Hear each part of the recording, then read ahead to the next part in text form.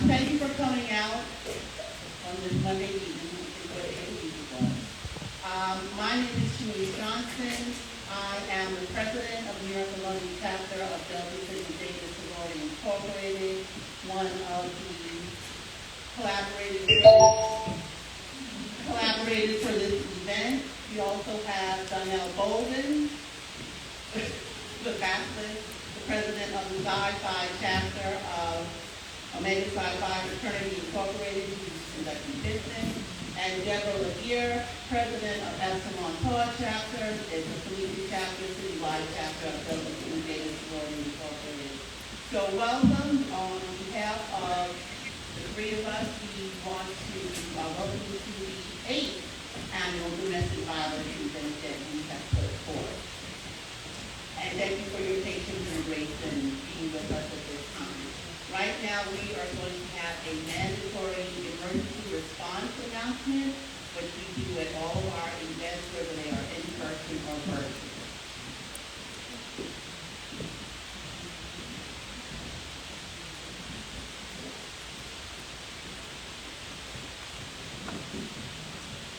Good evening, everyone.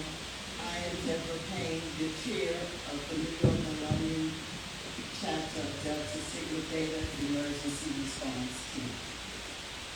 We are delighted you chose to be with us tonight, and we welcome you to this event. We want you to have a safe and wonderful time. Please be assured that at Delta Sigma Theta, your safety is our first priority. Please take a moment, look around, and identify the two nearest exits, which will be Peter and B. In the event that we have to evacuate. Should we have to evacuate, we will meet at 135th Street and Lenox Avenue. Please be calm. Remain calm and follow the directions of the building support staff and first responders. Please continue to be safe, and there are many sorors in this room. Always be Delta Sigma. Thank you.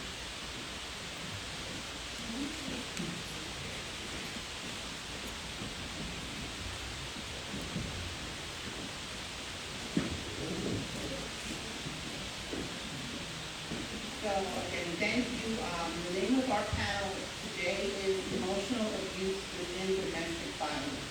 Before I introduce our moderator, I would like to bring up Donnell Bolden to say a few words.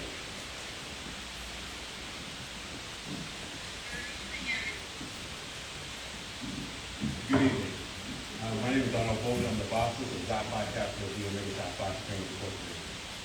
Thank you for joining us tonight on this important discussion on emotional abuse and domestic violence. Many people associate domestic violence only with physical abuse. However, it encompasses various forms of abuse, including emotional, financial, verbal, mental abuse, and stalking. We encourage you to share the information you receive this evening with those who are unable to join us.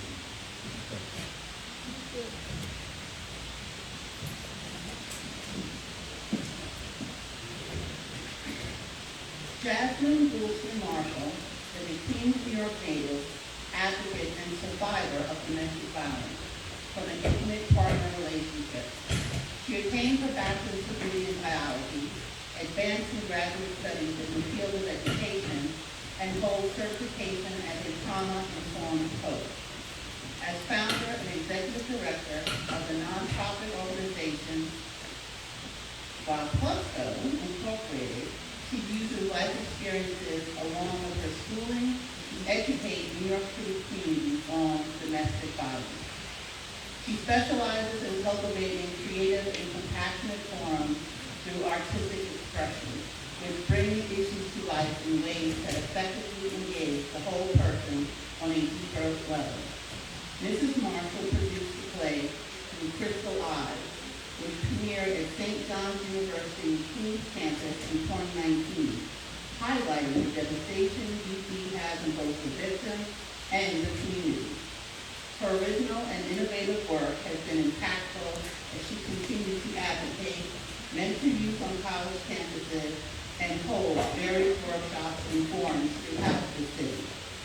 For the last 7 years, Jasmine has also shared her passion for domestic violence awareness and partners with Omega Psi Phi Fraternity Incorporated and Delta Sigma Theta Sorority Incorporated as their moderator, leading informative conversations concerning this widespread disease.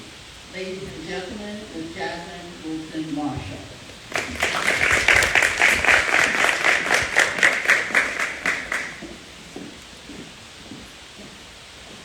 Good evening, everyone. This is an interactive experience, so don't be afraid. I thank you for being here today. And I want to introduce our panel for this evening, starting with Ms. Lindsay Curtis. Lindsay Curtis has committed to anti-gender-based violence in New Jersey, Pennsylvania, and New York since 2016. She has served in a variety of capacities, from hotline work, advocacy, prevention, education, and more.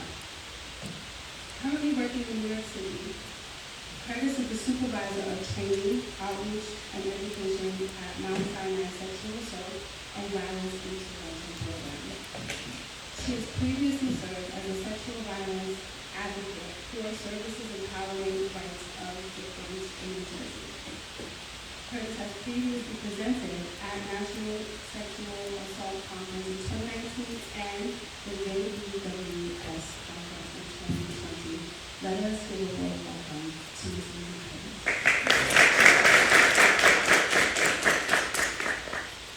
We also have Mr. Nicholson Sonny Pierre. He's a maverick in mental health. His drive, zeal, entrepreneurship, and innovation for better mental hygiene and emotional wellness goes against the grain of the mundane common one-on-one counseling. With over 20 years of interacting with people in personal, clinical, and pastoral settings, his goal is to redefine mental health. Nicholson believes mental health is not just a thing, it's everything. Nicholson is the founder and CEO of ARA Emotional Wellness and Mental Hygiene, an innovative counseling practice geared to counsel and coach individuals to optimize and obtain greater emotional and mental fulfillment. ARA Emotional Wellness and Mental Hygiene is birthed from Nicholson's extensive experience of working with youth, parents, and having counseled hundreds of individuals who were required to do community service from the Brooklyn District Attorney. Deciphering there was more missing in these individuals besides manual labor and prayer. He realized the common denominator of each group is the need for emotional support, guidance, and counseling. He believes that everyone is simply a conversation away from feeling better. Let us welcome Mr. Nicholson Sonny Pierre.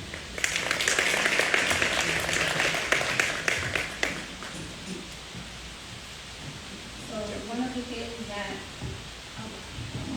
good evening, Ms. Angelina Rosado. I'm sorry. Let us welcome Ms. Angelina Rosado. Okay, you can welcome her. That's like a punishment for being late. Angelina is the product of the Lower East Side. At an early age, Angelina witnessed domestic violence and unhealthy relationships at home and from her own community. Later, she would become a survivor. On her journey to surviving and escaping a toxic and abusive relationship, she sought help in countless organizations to no avail. But instead of giving up, Angelina decided to return home and founded Returning Hope Inc., her first domestic violence organization. In 2021, Angelina Rosado will go on to co-founding Sisters in Purple, an organization dedicated to breaking down the cycle of violence through a holistic approach, making her the youngest executive director of a domestic violence organization in New York City. She has worked closely with local politicians to create and help shape new laws to provide protection for victims of domestic violence. After being awarded Advocate of the Year by the Mayor's Office and end domestic violence and gender-based violence. Angelina continues to be a voice for victims and survivors of domestic violence in New York City. Let's again welcome Angelina and our other panelists.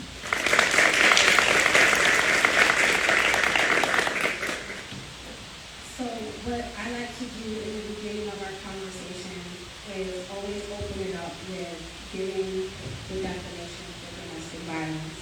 I understand that a lot of us, as Mr. Wilson has stated, think that domestic violence is just physical abuse, but today we'll be focusing on a little bit more of the emotional side. So I will start with Ms. Lindsay. Can you give us in your own words the definition for domestic violence?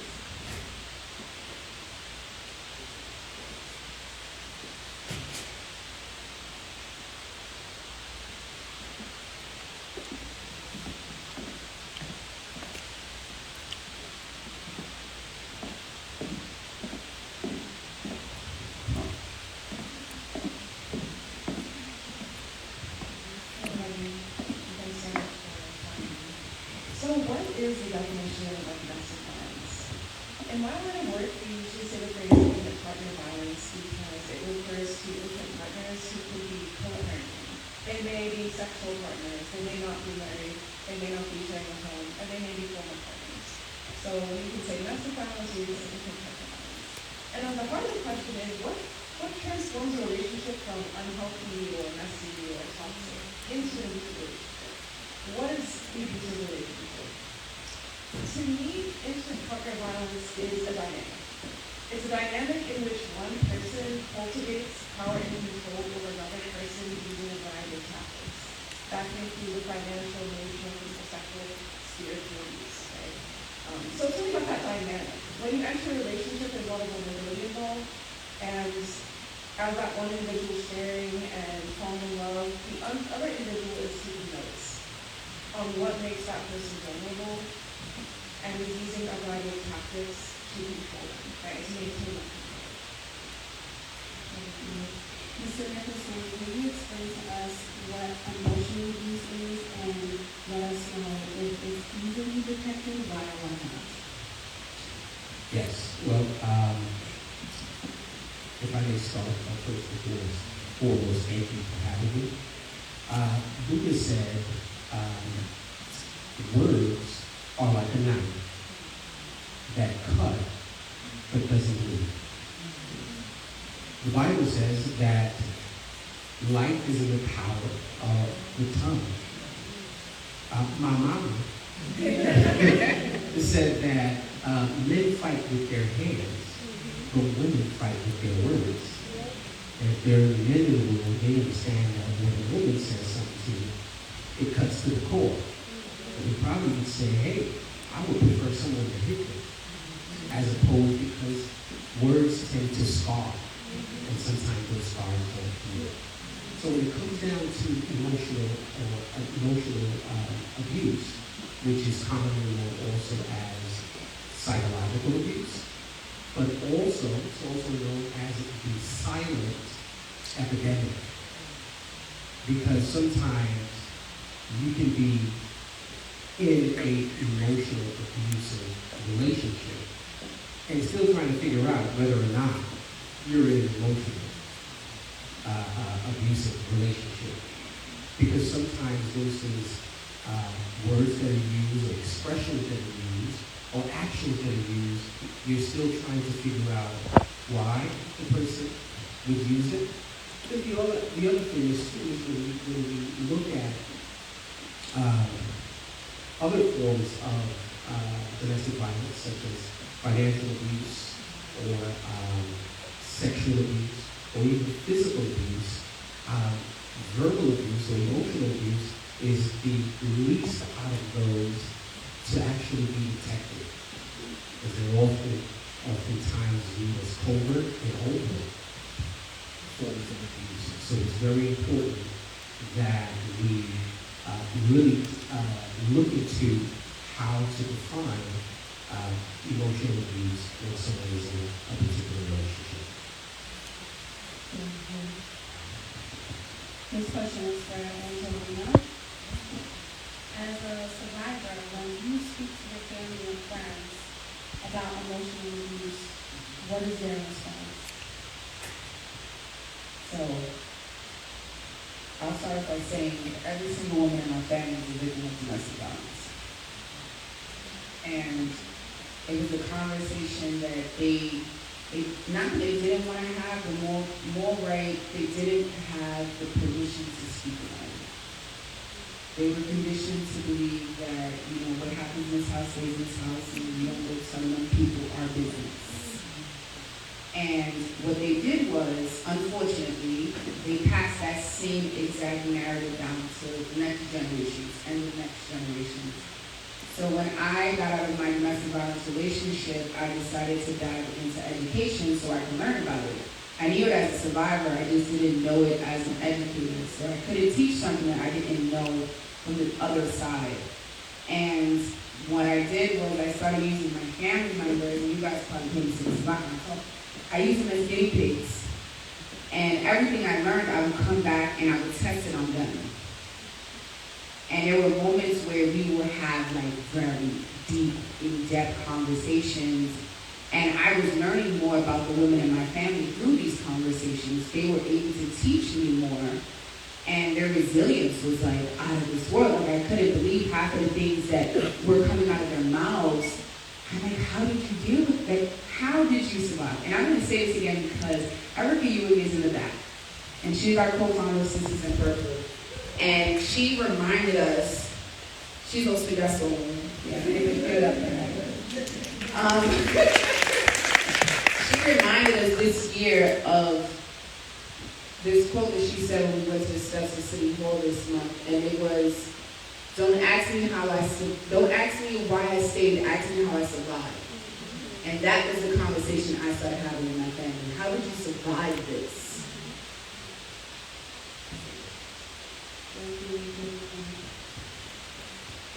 Ms. Lindsay, can you describe how an abuser would use your words to successfully isolate the victim and your family and friends?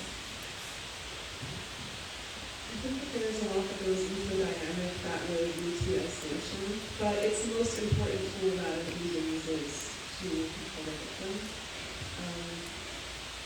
I would say the first process is gaslighting, which is a term that you may have heard in the past, but it's getting a person not to trust their own thoughts and feelings. There's a lot of jealousy involved in this, jealousy as emotional abuse. Jealous of that person's relationship with their family, jealous of their success, jealous of their relationship with their cat, for example. Or saying things like, your family doesn't like me, your friends don't like me, I don't trust you going to that hobby you enjoy. I don't trust you hanging out with your friends and they're not influence. And that emotional abuse is making that person feel less and less in touch with how they feel, their sense of freedom, and their sense of happiness. And they slowly move away from their friendships. And on the other side of that, family who wants to support may become frustrated. And that also leads to isolation. Watching that person go through the experience, right? And then once that person's isolated, there isn't anyone for them to turn to for emotional support except the abusive party. And now their self-esteem and everything else is wrapped up in that person. It's a very dangerous situation to be in emotionally. I'm going to jump back to Angelina, only because Angelina is transparent in letting us know that she was a survivor of BB. So Angelina, I know often you talk about the physical abuse, but when did you realize in the relationship that you were being emotionally abused? Did you have an epiphany or aha moment that this wasn't just physical, that I'm also being emotionally abused? No, I didn't know any of it. I didn't know that I was even in a domestic violence relationship because I wasn't educated. It wasn't taught to me, it wasn't a conversation had. So the answer to that question is no. I think my breaking point, and I'll say this 1,001 times, it had absolutely nothing to do with me. It had everything to do with my daughter and the love and value and respect that I have for that little girl over than I have for myself. And I tell people so often, my story and my get out moment was for my kid. In reality, my self-esteem, my love for myself, I had none whatsoever. And I use the strength and the love that I have for my daughter to get me out. If it wasn't for her, I probably would have still been there. I probably would have been dead.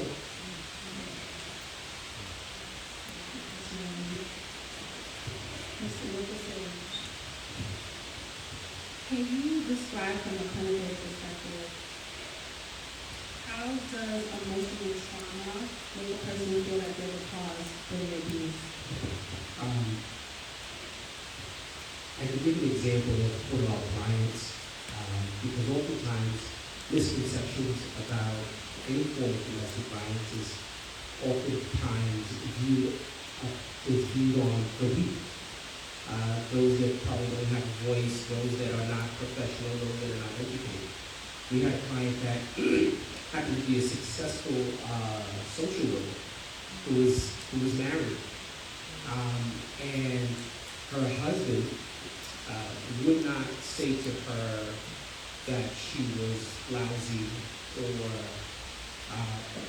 use degrading terms or cuss at her. He would say things like, I really like social workers, I kind of like nurses.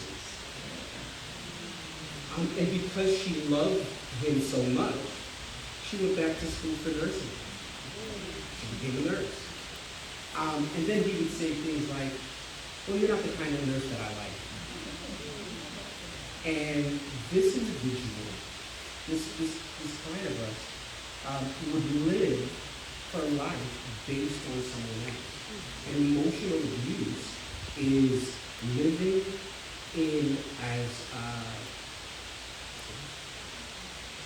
Lindsay mentioned, oftentimes individuals live the life for someone else so that they can feel that they're pleasing that individual. Emotional abuse is definitely someone utilizing their power to overpower someone else and not feeling that they can get out of it. They end up staying in that relationship just because they feel that that's the better person. So the misconceptions sometimes can be someone cursing at you, someone putting you down, someone using derogatory terms, but just the form of manipulating that individual is definitely a form of manipulation.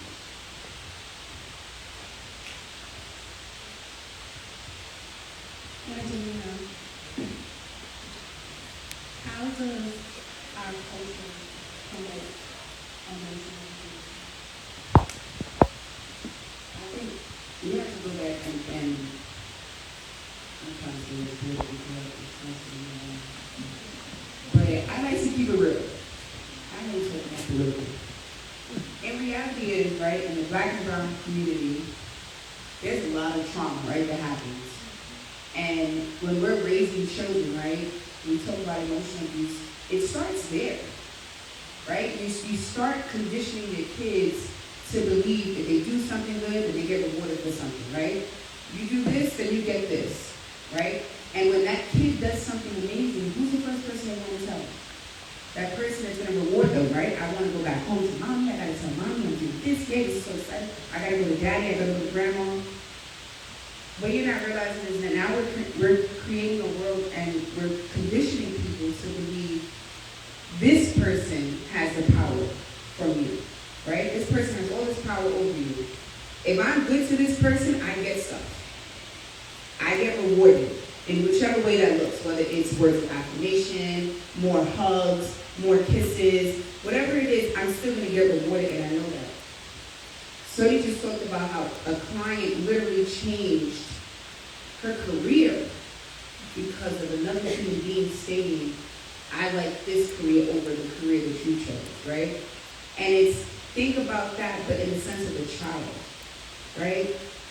What happened to that woman as a child that she now believes that he is the person that dictates what she does, right? We're not going to, now we're going into the realm of abandonment issues, childhood traumas, the need and want from people to give you that green light and that okay to go forward to the next thing. And I think in reality, that's how we're conditioned as people of color. We're very hardcore on each other, right? In your household, we were always trained to act act right when you go outside because dumb people watching us. Don't do this, don't do that. And we are so robotic.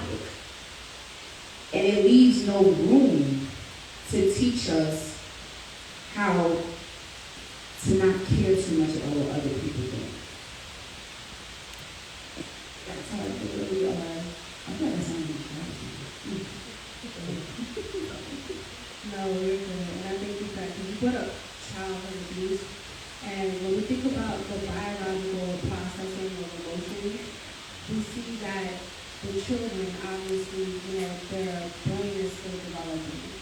And when they go through emotional trauma, when they go through emotional distress, or they're getting consistent negative feedback, similar to what she was saying, abruptly speaking to them, either name calling, abandonment, neglect, not getting the responses that cultivate a safe environment, it affects the brain. Right? We actually see that the hippocampus in the brain begins to shrink, and then what happens is the amygdala is hyperactive, and that's responsible for the fight or flight. So when I'm listening to Angelina and I'm listening to Sonia, and they're talking about how this young woman changed her career, it makes me think about what happened prior to that relationship, right? That makes her feel like she has to continuously change. She has to constantly be in defense mode. She has to constantly alter herself to make the reality more comfortable for her, rather than just saying, this is who I am, and accept me for who I am. And I think one of the things about our culture too, especially when we see it in TV and in movies, is a clapback. Everything is a clapback. Sometimes it's just walking away. Sometimes it's not always engaging, going back and forth, and then just Nicholson says, women, we can cut. We cut deep. And we don't think about the story or the residue that it leaves behind.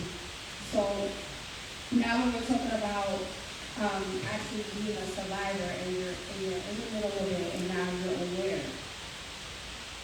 From your experience with Lindsay, what are some of the processes like for a victim to understand that they're emotionally abused and actually determine if they want to leave? Well, I've been an advocate for the past 10 years. I've worked in safe house settings, in hospital settings, in police stations, in district attorney's offices, supporting survivors. And I'll say that it's a process I like to call uncrazy making, because the emotional abuse really will have a survivor feeling like they're going crazy. They are not grounded in their experience, they're not grounded in their own emotions. I worked with a woman who every day her abuser would tell her that he wanted her shoes in a certain place, and every day would be somewhere different. I told you I wanted by the door, or I told you I wanted in the closet. And she would be so concerned about the shoes every single day that she hadn't seen like her world had become so small. But the things she liked in life were gone. And when you're advocating or working with a survivor and supporting them with a friend or family member, it's a process of telling them you're not crazy. What that person did was wrong. Nobody deserves to be treated that way. And reorienting them around their own feelings. As for leaving, there's a lot of statistics out there. Some people say it'll take 8 tries for someone to leave a relationship. Wherever you meet someone in their journey, whether they're leaving or not, it's just good to remind that person that they deserve better. Nothing that they did could possibly justify the behavior of the person who leaving. Because the emotional abuse is really a process of making you feel responsible for everything. You say, I'm really hurt by what happened today. And by the end of that conversation, you're apologizing for you bringing it up, right? And to lift that weight off someone's shoulder and say, how you're feeling, it never should have happened. This emotional state you're in, nothing you could have done could have brought this upon yourself. And validating them. So it takes a long time, and people go through stages, and they may hear from the person they're like, saying sorry, they want to try again, they want counseling. And it's going to be up to that person who's coming in to be. So it's a huge part of the process. Same question for you, Ms. Nicholson. One of the things we want to highlight is that when it comes down to emotional abuse, it's not just simply between intimate partners.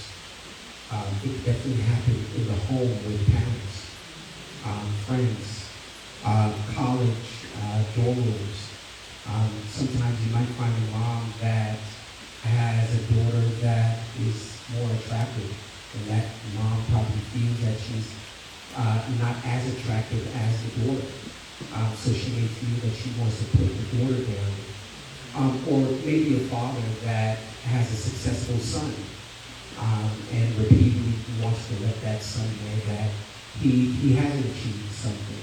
So it's very important that we understand and identify that emotional abuse doesn't take place only between couples, but it also happens in the home, amongst children, amongst parents, but even more so in the workplace.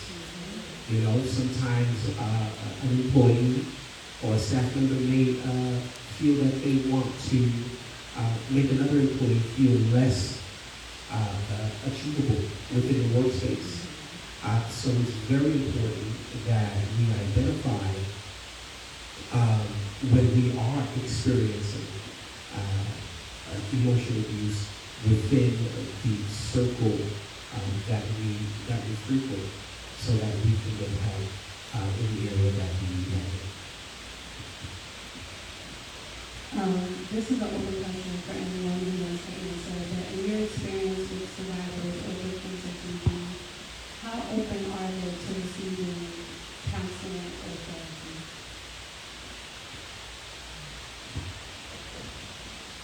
I think they're very open to receiving the counseling and therapy. I don't think that, or we used to talk about black people not wanting to go to therapy, right? It's like this taboo conversation. Black people don't like to go to therapy. They don't want to tell those people our business, right? 2024, that's not the case no more, right? Like, we're advocating for therapy now. Like, we black therapists are out there fighting for people, right? That's not the issue that we're having. And it's not whether survivors want to go to therapy or not. It's more, is that therapist even accessible to the survivor of domestic violence, right? Does this therapist take my insurance? That is our biggest problem right now, right? Is making sure, and then it's also the therapists that do take the insurance, right? Do I gotta wait 6, 7, 8, 9 months before I get to actually have these conversations? If I have to wait that long, then why would I want to be here? You know, I think that a lot of times it's not even, you know, now we're not really seeing too much of like people fighting for therapy, but more support groups. You know, you can find support in different ways while you're waiting those 6 months for the therapist to call you back for an assessment. Because we know it all starts with an assessment first. But it's also knowing who is the right therapist for you, right? I think so many times we think like, okay, we can get a therapist. I got a therapist one time, and I really went hard to try to find this lady. Like, I wanted to make sure she was culturally competent to understand me as a black woman, as a Latina woman. I wanted her to understand certain things. And when I got it, she wanted to put me on medication and told me that my anxiety is very high. And I'm like, excuse my language, no shit. Like, I'm a survivor of domestic violence. I'm a mother of 2 black kids. At the time I was married, I had a black husband. We were in the middle of COVID and George Floyd. You know, our world was upside down. So on top of me dealing with the traumas that I had to deal with from domestic violence, but now I'm in this world where everything's, oh hell is breaking loose. But when I finally got to the therapist, she wanted to hook me up with meds, and that wasn't the route that I felt I wanted to go down. So I learned different coping mechanisms. I learned how to deal with my CPTSD. I learned how to deal with my anxiety. I learned how to keep myself calm in those moments where I feel like, all right, I'm gonna flip out. Thank you. And this question is for Ms. Lindsay and Mr. Pierre. As an advocate or a counselor, how has these shaped your way of thinking in your own life? Working in this field for the past 10 years, I've gone through a journey myself because I started when I was pretty young. And for a while, I became very suspicious of people. You know, I went through my own little thing. I was very suspicious of people. I had my walls up. You know, we started looking for the red flags. Then you go through a little judgment phase. I started thinking my friends, like, are they in healthy relationships? And I became very annoying. And then I did. I was like, please, I have a pamphlet right here. Like, your relationship is not healthy. And it wasn't very effective in a way to communicate with my family. Yeah, it was a pretty rough period of time. I was like very young, and I started work, I was so enthusiastic. But then I started to come out the other side of that, and I think the thing I value the most is my sense of freedom. And my sense of freedom in relationships. Does this person make me feel free to express myself? Does this person in my life, value what I have to say? Do they respect my boundaries? So I became very centered in my own sense of self. And it's a really powerful experience to meet someone on the field of equality and say, can you be my partner in equality? So that's how I examine all my relationships and work on being that person who shows other people how to have boundaries, like my parents. But you learn this stuff like, oh, okay, I'm gonna have boundaries now, and we go home and they're like, kind of introduce these ideas to them. I'm like, You get you some boundaries, you're gonna lose a whole lot of people. yes. And then some people you have to invest in, you can't really walk away from some relationships, and how do you transform them? It's still something I'm working on, especially with my mother. For me, it's interesting because, I grew up with my mom being abused. I've watched my mom get hit. And then you're now a clinician. You're now dealing with people. So sometimes you gotta know when to turn it off and when to turn it on. Then, I watched culturally my older sister go through it. And then my mom told my older sister, well, you know what? I got it when I was married, so you could just hang in there. It'll get better. But then you have friends that go through relationship issues. I have a friend of mine who called me the other day, and he mentioned to me, said, things are really bad. And then you got to ask yourself whether to be clinician or to be friendly. Because he said, Sonny, I'm 5 feet away from my 9mm Glock. And I really want to be done with this. So you have to ask yourself, okay, when are you friends? And are they calling for the clinician? Or are they calling for the friend? But it's real. So, of course, I had to intertwine the two. So it has definitely shaped me, not just as a clinician or an entrepreneur, but also in my private life as well. Thank you for sharing. And this thank you also for sharing, because I think it's super important that in the professions that we're in, that from an individual standpoint, you also learn to process and know when it's time to just be weak and when it's time to jump in and be your advocate. And it's a very fine line, and you have to learn balance. And I heard Angie talk about coping mechanisms, because that's super important, especially when you're in this work. So, Angie, can you talk to us about what some of your coping mechanisms are, or what you would suggest, what some coping mechanisms are when you're dealing with emotional distress, trauma, or just overstimulation? Because in this particular work, it can become very heavy for you if you don't want to bring out in others. So what are some of your coping mechanisms? First I want to say, as an advocate, it is the hardest thing to turn that off. My God today, when I tell y'all, I was in a club one time, and God told me go outside, so I did.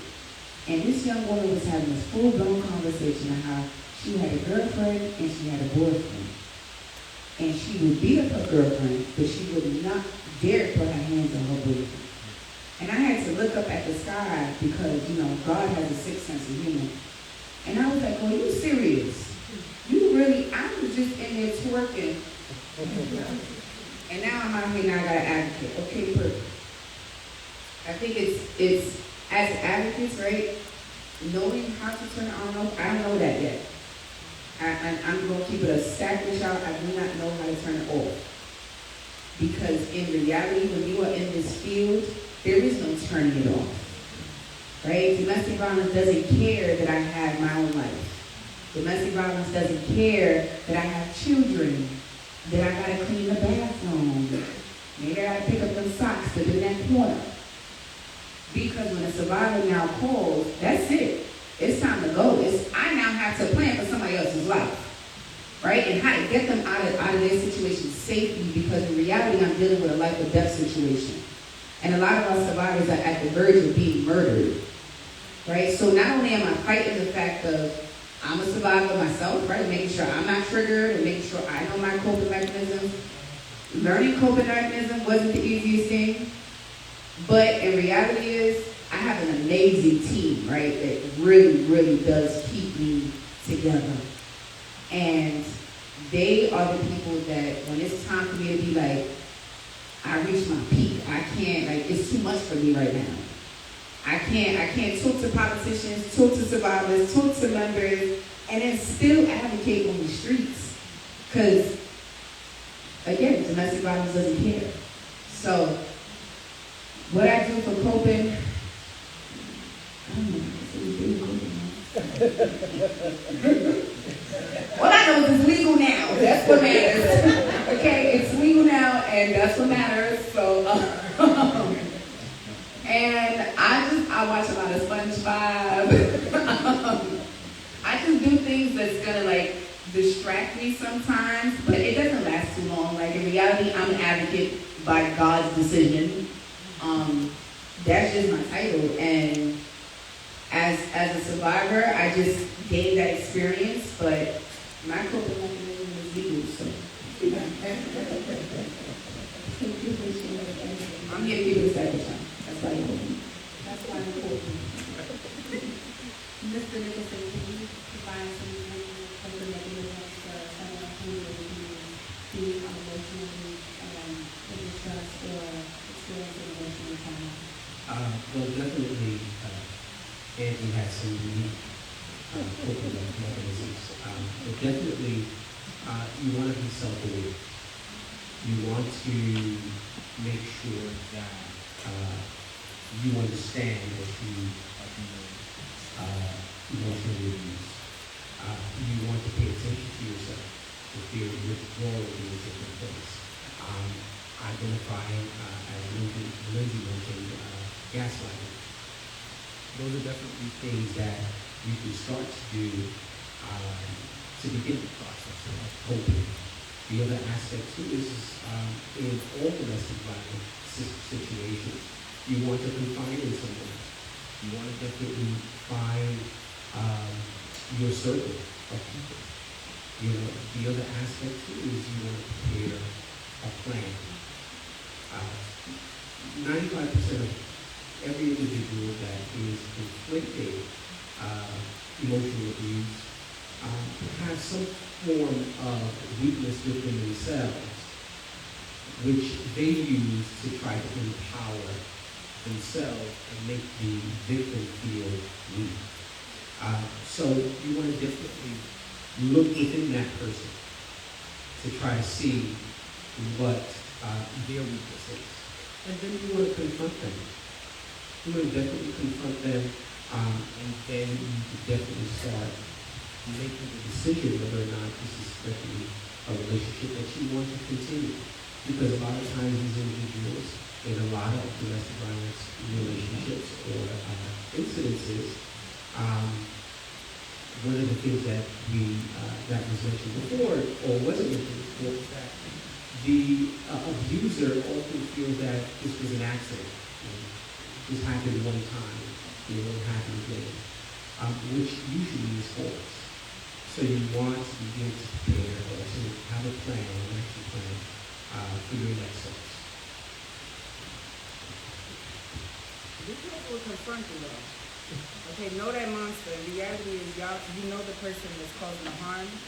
Before you go confronting somebody, just make sure It is safe, because the reality is, right, about 75 to 80% of victims that are currently deceased right now were deceased because they try to leave or try to do something about it. So when Tony mentioned planning, it's very important to plan, but it's also very important to make sure you keep that to yourself. Right? You never want to give somebody the green light that you're about to make a move. You know, when they talk about, you don't talk about something unless you almost finish accomplishing it. It's in the same way, because what happens when a person now is, domestic violence is all about power control. So now, you guys probably heard me say this before, I consider people who like to call small like toddlers, right? They're emotionally not there yet. So if I give a toddler a toy, that's that toddler's toy. That's their favorite little toy. They want it. But if I take this toy back, what's going to happen if you take a toy away from a toddler? Damn, say about it for the people in the back again. Here you go. They catch temper tantrums. What happens with temper tantrums? Murder can happen, right? Harm to family members can happen. Harm to children can happen. So we have to be very strategic when we're talking about planning of leaving a domestic violence situation. And even as people who want to help someone leave, right? Sometimes it's just, girl, you can keep a bag key at my house. Keep all your important documents in my closet. I got you. Make copies, put your originals in my house, put the copies in yours. So in case something happens, that person doesn't have the originals, they have the copies. So it's really about planning and making sure, because emotional abuse can turn into murder very fast. Extremely fast. I agree. Thank you for mentioning that, 'cause that was my next question. Ms. Lindsay, what would you tell someone who is a friend or family member in terms of how to support someone who is being emotionally abused? So I think it's extremely difficult to often know that you are going through these situations. I would say first think about how you're going to care for yourself while you're supporting that person. Because if you're growing, I don't know, if you're like me, getting in the pool with them and like, okay, we're in this together emotionally, and you're up all night on the phone talking to them, and don't leave the relationship, and you're up all night crying with them, and the next day they call back and say, oh, we talked it out and I'm saying, so you're in the cycle with them now. You're experiencing a trauma, we call that co-survivor, because you're taking on that trauma yourself, right? You may feel so afraid and anxious because this person that you're having nightmares. You're having the same trauma symptoms you're having. So I would say first think about how you're going to take care of yourself and what your limits are. Always think about your safety first, too. As you were saying, safety is the most important thing. And knowing the resources in your community for that individual is one thing about anything. And as for how to support that person, once you figure out your boundaries and your level of safety and level of comfort, is to keep that door open no matter how many times it seems like that door is closed. If that person thinks they're going to leave, they don't. If they're back in a relationship 2 weeks later, you have to say, I will always have that door open for you if you're ready to leave. No matter how frustrated we get, right? No matter how scared we get.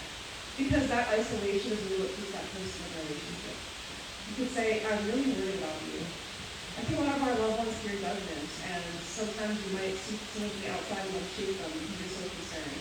But being non-judgmental is another great technique we have. I care about you. You don't deserve this. There's help out there, right? I'm really worried about you. What can I do to help you? Those are great conversations to have, and there's programs like my program Savvy that can help safety plan and long-term strategies to you, because it is most dangerous time in these relationships. So you don't want to come to our loved ones with judgment saying, just leave, it's not a big deal, just leave the relationship, because even if there's not been any physical violence, it doesn't mean that it can't turn ugly. Thank you. Same question to you, Ms. Lindsay. Two-part question. What would you say to a person who is trying to support a person going through emotional abuse, and then what resources are available for the survivors of the victim? Well, definitely, when we speak about domestic violence, now there are a lot of resources, and there are tons of events that are happening. It is up to you to take the event or the resources that best fits your need. But for me, when it comes down to seeking help for someone, it's important for you to choose the right person. Because oftentimes, the girlfriend that you might be seeking help from may not be ready or prepared to help you to get out of that relationship. or they might be going through something similar. So sharing that information with the same person that's going through the same thing may not be effective. So you want to definitely seek the help from a friend or a family member that you know is strong enough to help you through that situation. Angelina, same question. What would you say to a friend, a family member who is watching someone that they know being emotional abuse, how to offer support, and what resources are available? I'm actually a family member that's watching a family member go through domestic violence as we speak. I run a domestic violence organization. I'm a domestic violence advocate, and I've been doing this for over 10 years. If you imagine how I feel sitting back and watching my family member in a relationship that I know the result can end up with her no longer being there. It is one of the scariest moments in your life. Like, because I know the results of domestic violence, it puts me on hots, right? And I remember having family members call me.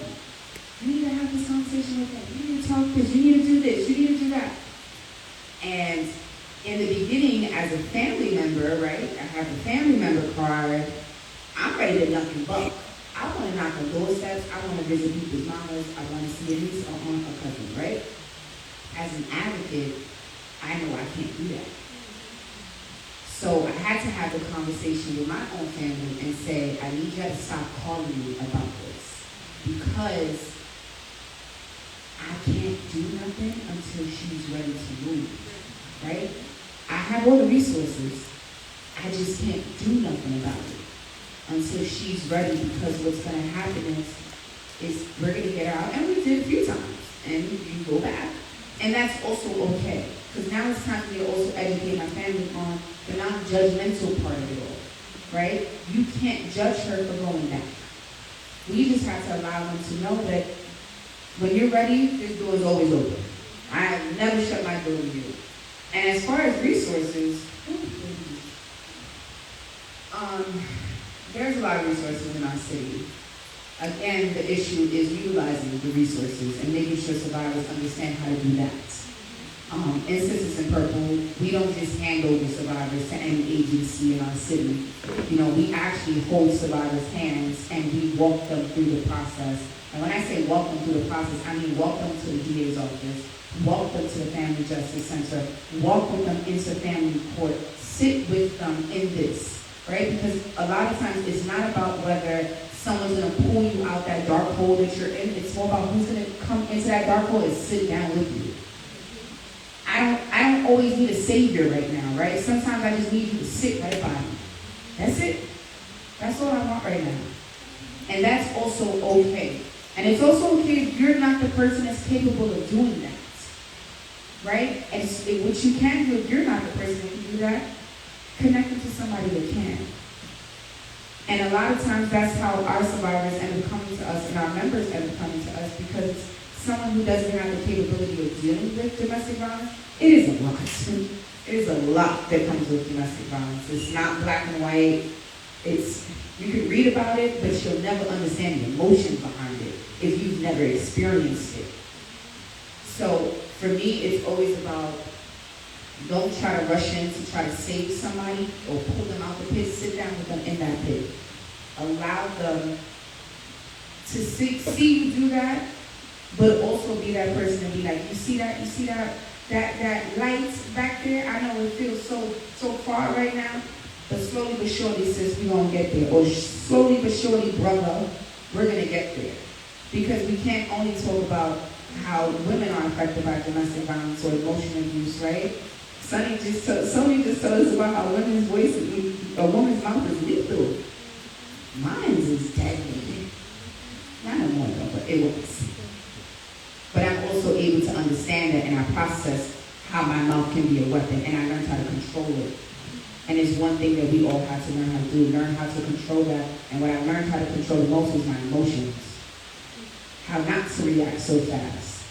As an advocate, as a survivor, as just a plain old human being in our world, learn how to process certain things first before you jump out the window for it. I think two things that really stood out in this one too. We talked about self-awareness and self-control.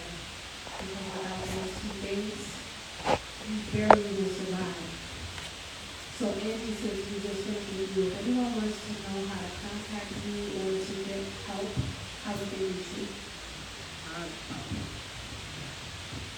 Well, you can find us on Instagram, find us on Facebook, Sisters in Purple.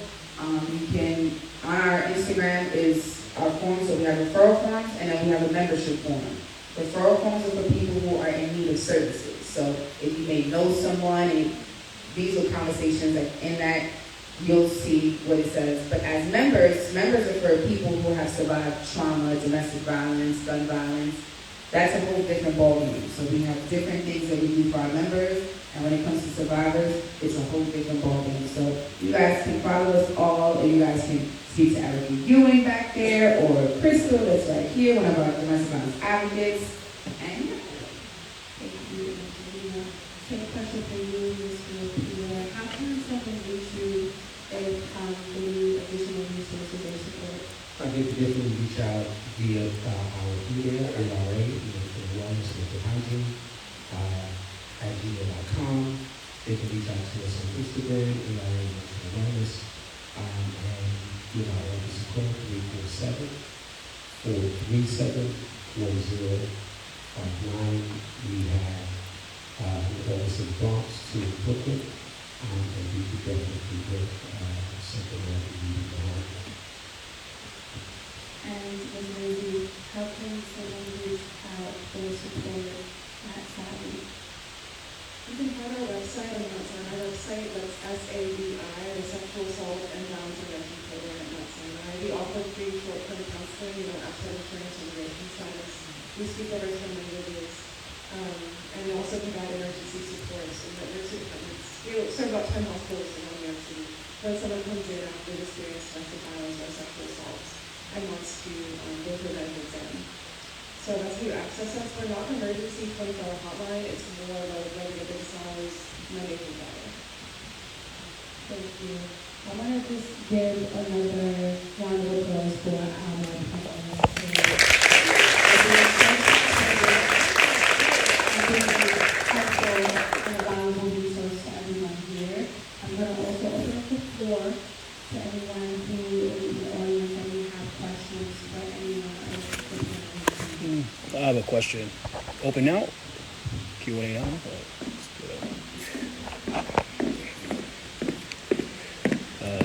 Hello, my name is Christopher Leon Johnson. This is a question for anybody on the panel. What do you feel about how, like, the city and the state, they're not allocating a lot of resources to domestic violence aware programs, like domestic violence nonprofits? How you feel about that? Why they give money to other organizations? What do you think about that?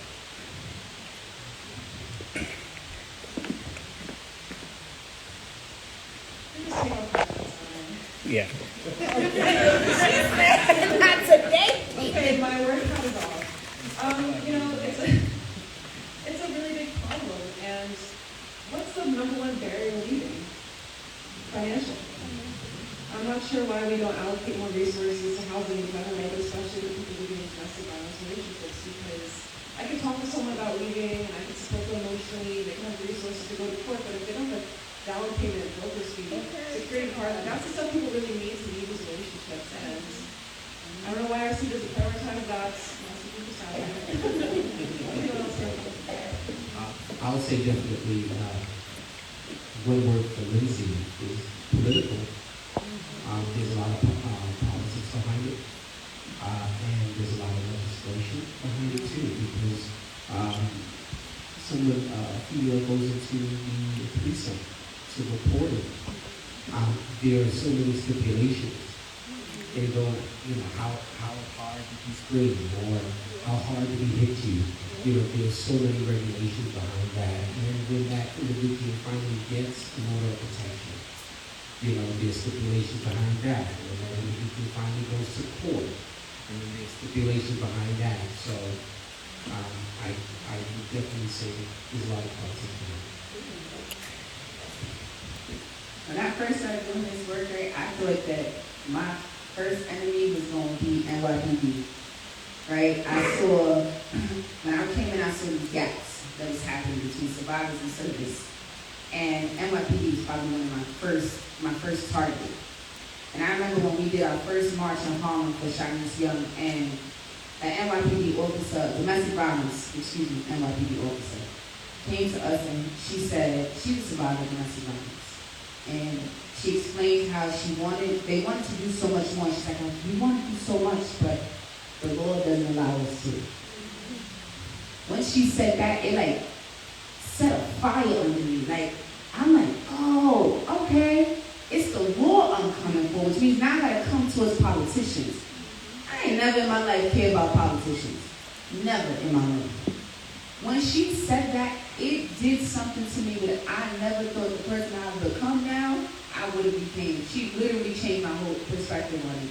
And it's to understand there is a lot of politics behind this, right? And if you don't understand politics, then it's time for you to get in that field and start learning.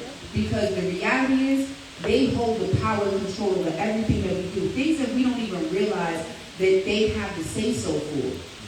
And when we talk about not having enough funding for domestic violence, which is so crazy, right? Because our city spends $8.3 billion a year on domestic violence. Somehow that $8.3 billion a year does not touch domestic violence organizations, right? Governor Hochul, she just passed to give domestic violence a whole bunch of money, right? When you start breaking down what these big announcements are, right, you now have to do your research so you understand where's this funding going. I promise you it's not your local DV organization that you call firsthand. It's not them. One of the biggest beneficiaries of that income that she's about to give in, that she just signed in, is NYPD, right? Safety. Domestic violence is not an NYPD issue. And they're not equipped to deal with domestic violence. They have a training, yes they do, however the training is outdated and it's not how we deal with domestic violence now. So when we see that the majority of the funding that our government is giving goes to public safety, when we know that when domestic violence calls come in, DV officers are not the officers that respond to that. Those are regular officers that have little to barely any training on domestic violence. That does not help victims of domestic violence. It's causing more harm. It's creating a world where not only do we not trust NYPD, because 9 times out of 10 survivors of domestic violence don't even want to go to them, but this is where our funding is going. Why is that funding not going to local domestic violence grassroots organizations? We're the ones that get the first call. There was a victim of domestic violence that was an NYPD officer. Her first call wasn't to 911. If that's not mind-blowing, I don't know what is. Unfortunately, that resulted in a homicide. But again, this was an NYPD officer that wanted for help. She called family and let them know this person is going to do something to me. Why is our funding, majority of our funding, going to people who survivors don't even deem as safe? I'm going to take 1 or 2 more questions before we okay, one more question. Final question. So, hi, my name is Jasmine Sloan, and I have a question. How do you feel about 18 different countries in Latin America passing the laws criminalizing femicide, and it being a silent epidemic in America, and we have no separate penal code for gender-related killing?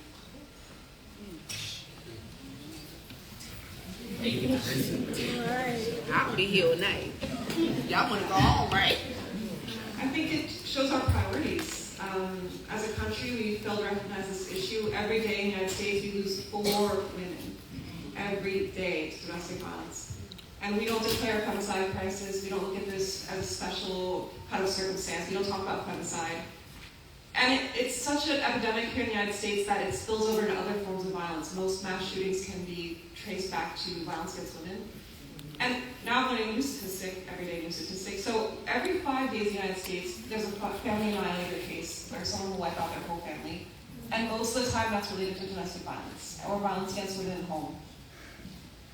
Every 5 days we're having a mass shooting related to domestic violence. And our country doesn't really value addressing it, naming it, putting legislation behind it. We don't put survivors in charge of the funding. These are all really structural issues and it has to do with the power structures involved. And how can we have to address power structures in our relationships and also as a society of patriarchy, misogyny, racism, sexism, homophobia, like all these structures that we have, we're not really valuing a bottom-up approach. And to me, it's really a tragedy that we don't address by the side. So, thank you.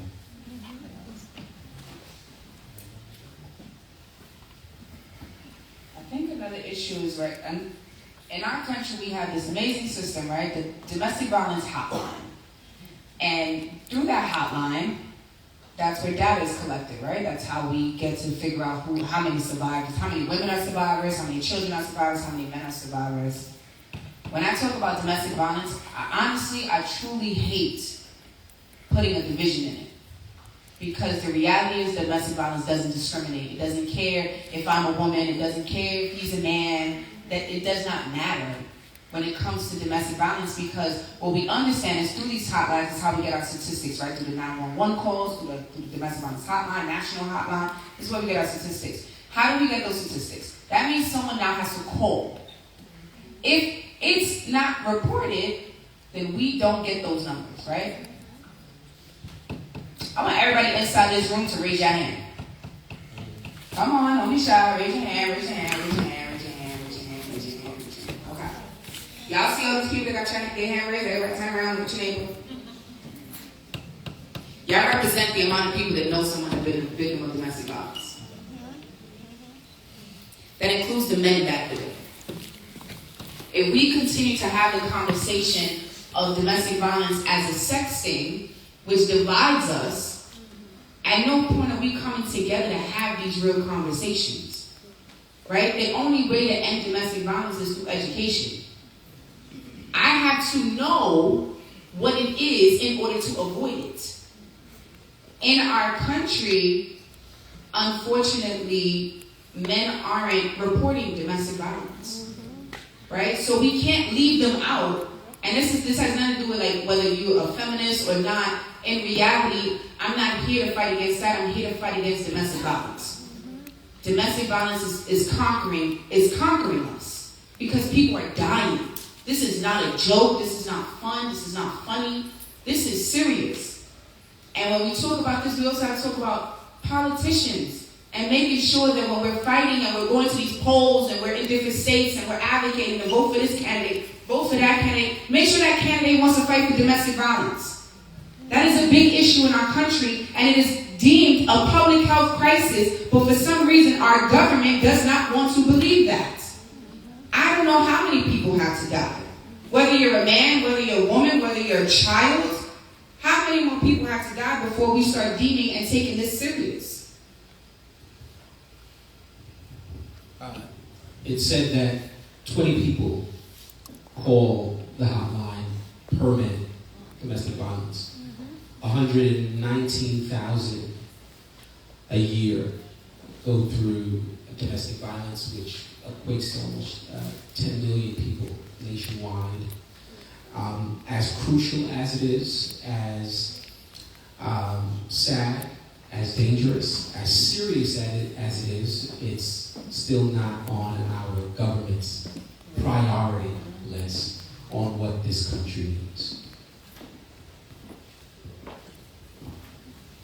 Thank you so much for your responses and your transparency. I think that's super important, and the passion in all of this. Thank you for taking off your name tag. I felt that. I felt that, and I appreciate that, because it's not just a clinical perspective. It's not just a professional perspective. Like, we're human. We're people. We feel things, and that's why we're all here together, right? We're all That advocate in her. That advocate in her was like, hold on. Let me tell you how I really feel. And thank you again to our panelists. Let's give them a round of applause.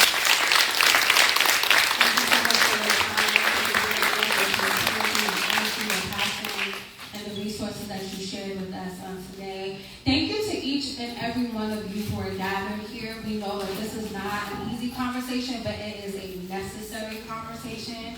And our hope and our prayer is that you took something and that a seed was planted. Continue to water that. Continue to let it grow.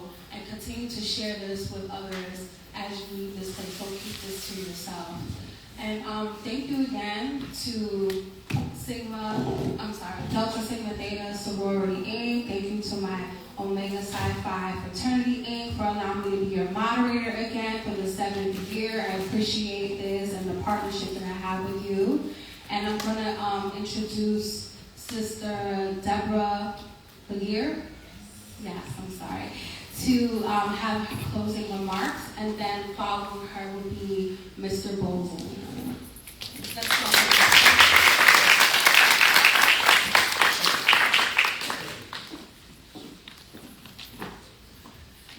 Hello, everyone. Once again, my name is Deborah Laguerre. I'm the chapter president of the exceptionally talented Epsilon Tau chapter of Delta Sigma Theta Sorority Incorporated. Once again, thank you all so much for coming and taking part in this conversation. It's really important, especially for our college campuses. Imagine how many stories that we hear regarding DV on our college campuses, especially for our students that are away from home and mourning. So I really hope that we all take the information that our lovely panelists have gave us and to check on our loved ones, our students, and to always check and make sure that everything's all right. So thank you so much for coming, and let's give another round of applause for our panelists.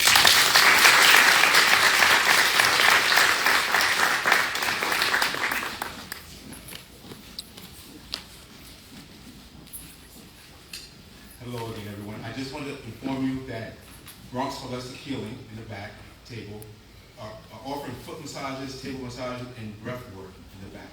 So you can participate in that. Because we know this family is trying